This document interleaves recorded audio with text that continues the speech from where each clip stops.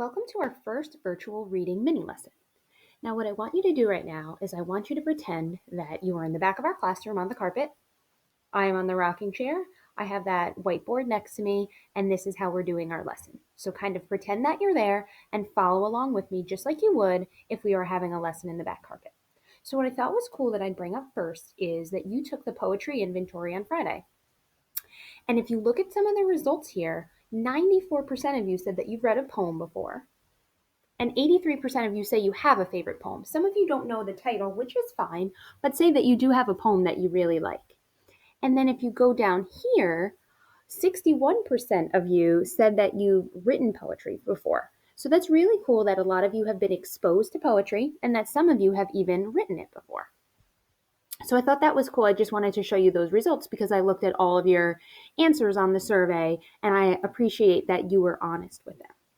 So what I thought we could do to start off our poetry unit is I like to start off lessons with poems that I like. And you may or may not have heard this one. This one is called Sick, and it's by Shel Silverstein, who is a very popular children's poet. So I'm going to read it to you. And watch as I read the poem out loud. I use my voice to emphasize certain words and read it slowly so I can see what the poem's talking about. So this is called Sick. I cannot go to school today, said little Peggy Ann McKay. I have the measles and the mumps, a gash, a rash, and purple bumps. My mouth is wet, my throat is dry. I'm going blind in my right eye. My tonsils are as big as rocks. I've counted 16 chicken pox. And there's one more, that's 17. Don't you think my face looks green? My leg is cut, my eyes are blue. It might be instamatic flu. I cough and sneeze and gasp and choke. I'm sure that my left leg is broke. My hip hurts when I move my chin. My belly button's caving in.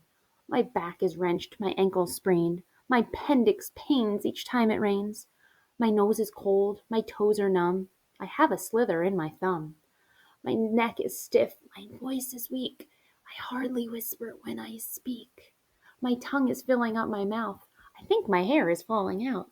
My elbows bent, my spine ain't straight. My temperature is 108. My brain is shrunk, I cannot hear. There is a hole inside my ear. I have a hangnail, and my heart is, what? What's that? What's that you say? You say today is Saturday? Goodbye, I'm going out to play. So I chose this poem to start off because this is a funny poem. And today we're going to be talking about poems that speak to us.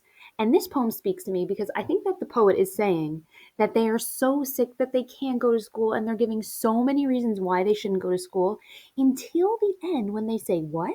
What's that you say? They realize that today is Saturday and they don't need to go to school today so they can stop with all of the excuses and they're going out to play because they don't need to make excuses anymore because they actually didn't realize they didn't need to go to school today. And I picked this poem because I've felt this way before. When I was younger, your age, there were some days where I just did not want to go to school because I didn't feel like it. I was tired. Maybe I was worried about a test or a quiz that was coming up or something in school that was making me a little anxious. But I know that no matter what, I can always go to school and it should be a safe place. So I'm hoping that you feel the same way. Maybe sometimes you don't want to go to school because you're tired or don't feel like doing work. But hopefully, like I said, school is a safe place that you can go to. And actually, right now, I am missing school a lot. So that was my introduction. So if we were sitting on the back carpet together, I would be showing you this, give this a second, this poster. And it's called Reading Like a Poetry Scholar. Now, what it means to read like a poetry scholar is, and I'm going through the bullets, so I'm not this first bullet. Read slowly, taking care to focus on each word. 2, read the poem out loud to yourself. A lot of times it's good to read it out loud because you can really hear those words, and a lot of us sometimes when we hear things out loud, we understand it better. Bullet 3, read again and again, each time slowly and carefully. And I'm going to tell you in poetry, you are probably going to have to read a poem more than once to see if you can understand what it means. Number 4, think about what the poem is mainly about and think about what words show that meaning. So What was that poem about? The poem Sick was about the girl or boy pretending to be sick. And then I could find a lot of words to show that meaning, all of the excuses they were saying about their appendix, their throat, their face looked green, they have that high temperature. Next bullet is see what the poem makes you feel and find the words in that poem that make you feel this way. So you say, this poem makes me feel like I'm a regular kid because I realize other kids don't want to go to school too. Or you may say, this poem makes me feel sad, or this poem makes me feel happy or calm.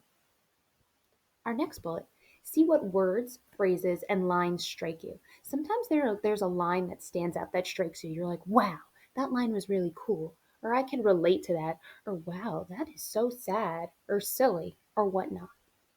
And lastly, think about how the poet might have intended to affect the reader. How do you think the poet was trying to make you feel?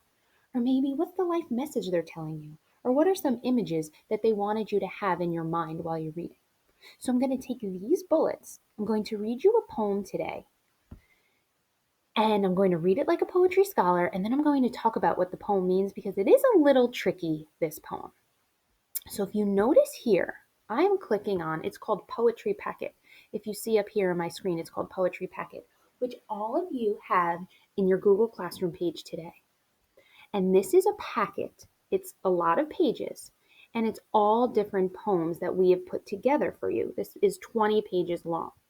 But if you see the table of contents, it says the name of the poem here and the page that it's on. So if you take a look on page 2, I'm going to be reading this to you in a second, Introduction to Poetry. But take a look on page 3. Page 3 has Dust of Snow. This is one poem. My Writing is an Awful Mess. This is another poem. A Writing Kind of Night, and A Writing Kind of Day. So on page, if you look up here, page 3, it has 4 poems on it because we didn't want this packet to be 60 pages long. So I'm going back to the table of contents to show you. If you look here, see Dust of Snow is on page 3. This poem's on page 3. This poem's on page 3. And this poem's on page 3. So if you're like, why are there 4 poems on the same page?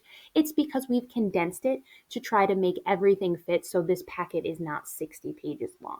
Okay, so you have access to this packet and it has all these poems in it. All of the poems that are listed here are on the packet, and this is the page number that it's on, and this is who the poet, the person who wrote the poem. Okay, so today I want to read to you the poem Introduction to Poetry, and I'm flipping back here. I'm going to keep reading like a poetry scholar in mind as I read this. So read along as I read this poem. I ask them to take a poem and hold it up to the light like a color slide, or press an ear against its hive. I say drop a mouse into a poem and watch him probe his way out, or walk inside the poem's room and feel the walls for a light switch. I want them to water ski across the surface of a poem, waving at the author's name on the shore. But all they want to do is tie the poem to a chair with a rope and torture a confession out of it. They begin beating it with a hose to find out what it really means. So the first time I read this poem, I said to myself, what? What did I just read? And I had to read this poem 2 or 3 times before I started to get an idea in my mind of what Billy Collins, the poet, was saying. And this is my interpretation of the poem. A lot of us, I saw in your survey, say that poetry can be hard because sometimes we don't understand what the poem is saying or what the poet means. So I'm going to break down these stanzas for you, and we'll be talking about stanzas a little bit more tomorrow. And I'll tell you what I think this poem means. So it says, I asked them to take a poem and hold it up to the light like a color slide or press an ear against its hive. You know when you hold up something to a light, you're really trying to see something, or you press your ear against a beehive because you're really trying to hear it? That's what we do with poetry. We're trying to say, what is this saying? What can I see? And what do I hear to understand the poem? I say drop a mouse into a poem and watch him probe his way out. Think about a mouse being put into a box with a maze. And in order for the mouse to get out, won't it have to hit a lot of those walls and make different turns? That's like poetry. Sometimes we have to read a poem multiple times because we keep hitting a wall, like we say, until we figure out what the poem means, until that mouse can get out. And this is kind of the line that I find that I can relate to the most.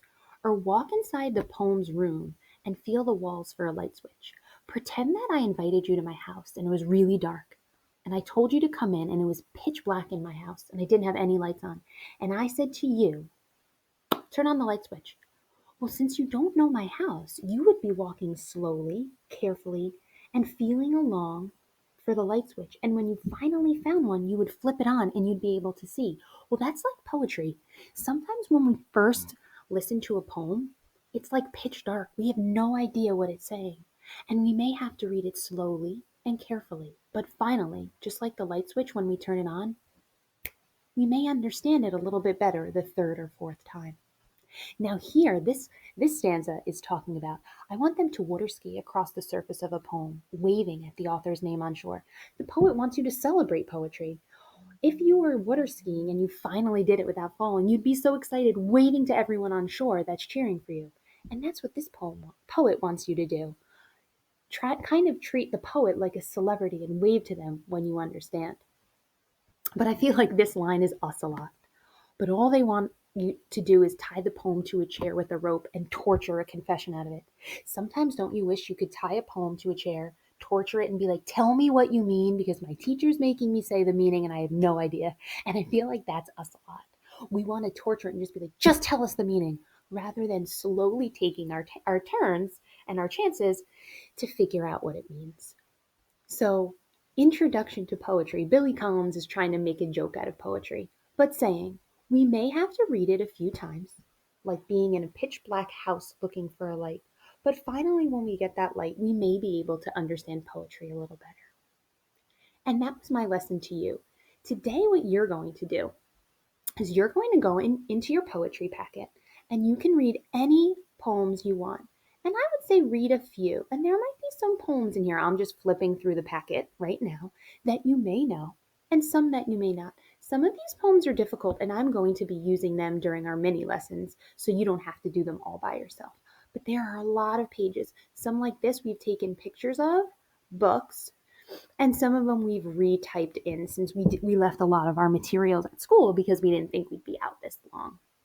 So if you take a look here, you'll see that there are a bunch of poems. So what you're going to do today, if you click, I'm sorry, I'm just getting to today. Here is your lesson for today. And today you're going to do a poetry response. So it says read through the digital poetry packet attached. That would be like me saying, okay, now go back to your seats and read through the packet. After you've read through a few poems, you're going to pick one poem that stood out to you, just one. So if you're like, nothing stood out to me, you have to pick a poem from this packet. Your response will be written below, and I've started it for you here, okay? So if you take a look, you can see that I modeled it for you above. So your response will sound like this. The poem that spoke to me was, you'll write the title of the poem that you're talking about, and the poet, the author, which it has right on the poem for you. I will show you what I did. I said the poem that spoke to me was Introduction to Poetry, the poem that I just read to you by Billy Collins. I think this poem is saying that. Tell me what you think the poem is saying. Like, for example, the poem Sick, I said, I think this poem is saying that the girl is pretending, or boy is pretending she's sick or he's sick because they don't want to go to school. Well, I think the introduction to poetry is saying that so many people don't enjoy poetry enough. The poem talks about wanting to tie a poem to a chair and torture it until it tells the truth about what it's really about. We shouldn't think like that. Poetry is special because it can have different meanings for different people. Instead of thinking poetry is like a mean criminal that needs to be tied up and tortured, we should think of it like a fun day of water skiing. The poem spoke to me because it made me hope that through this unit of poetry, I can keep an open mind to new ideas and look at all the beautiful writing poetry has to offer. Maybe poetry won't be so bad after all. So now it's your turn to try. You're going to look through the packet, pick a poem that stands out to you, tell me what you think the poem is saying, and why you chose this poem. And if you look at mine, mine's about 5 or 6 sentences. I don't remember which one, but your response should be between 5 and 7 sentences. And after you write it, you'll turn it in. So if you have any questions, make sure you email me. And I hope you enjoyed your first virtual reading mini lesson.